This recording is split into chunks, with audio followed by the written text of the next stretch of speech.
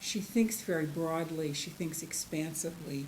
She creates a framework within which other people can look at issues in more depth. She's indispensable. I can't imagine having stayed at Cornell all these years if Lourdes hadn't come. Lourdes is a very accomplished teacher, but when I think of Lourdes, I think of her as a friend.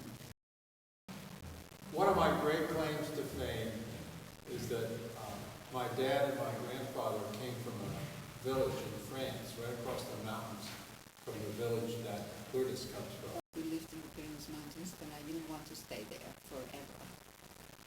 So I knew what I didn't want to do, but I didn't know quite well what I did want to do. I was the only woman with children among the graduate students in economics.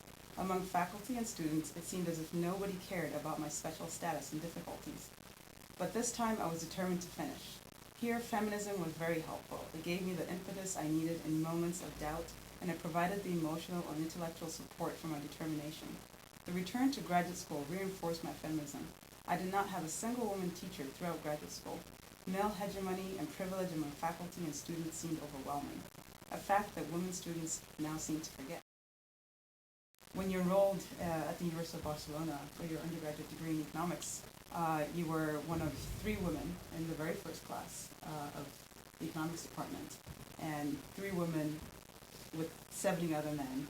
So many times I had to answer the question, how come you're doing economics? What is a woman doing in economics? And also as a graduate student, you mentioned in some of your past writings that you didn't have any female professors. And you were also, again, one of the few women in the economics department, and actually one of the first wave of women to receive a PhD in the U.S. I decided to apply for a teaching job because of my children. I thought I was not the right person to be a college professor. But I also realized that it gave me, this kind of job would give me the flexibility that I needed. We were just really discovering the world. It was like talking about the sexual division of labor in 1975. It was like, wow. When she does work on gender or on development or on economic institutions, she brings that approach, which is really constructing a framework. And what she's engaging here, what we are all engaging, is trying to move economic development thinking to encompass and engage a broader set of issues. And the power of that thinking is quite profound. This issue of clarity, the clarity with which Lourdes can make a point, I mean, that's something that I'm always sort of in awe of. Among economists, she is an economist who understands people and cares about people. She's been a very strong voice and a good voice and a voice of reason for international students. So having her in the mix in committees has been very helpful, as she kind of is able to kind of see beyond just local issues and students from the U.S. I don't think of her,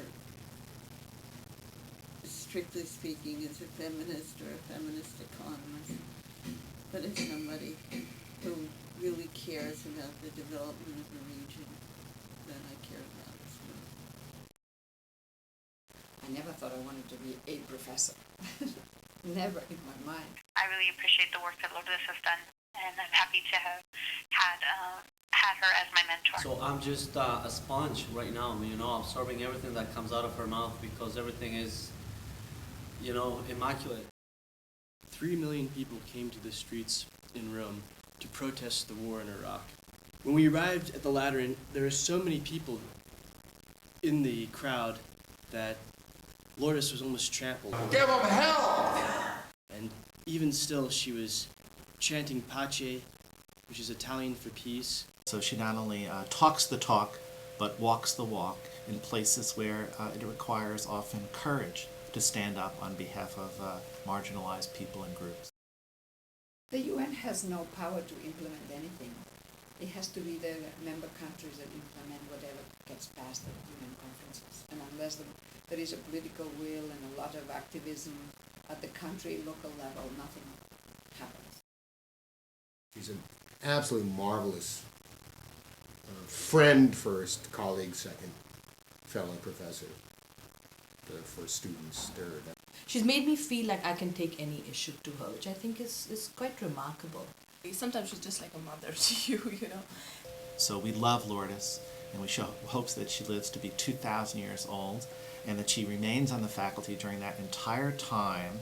Well, congratulations, Lourdes, on this well-deserved recognition award. Thanks for all your contributions to the department, to academia, and for all the work that you've done on behalf of women around the globe. You're a petite lady, but have such a huge presence and a huge impact. Thank you, Lourdes. Agradecegli. Tante grazie. Merci beaucoup. Gracias. Thank you, Professor Beneria, in so many languages, for who you are and who you've inspired us to be.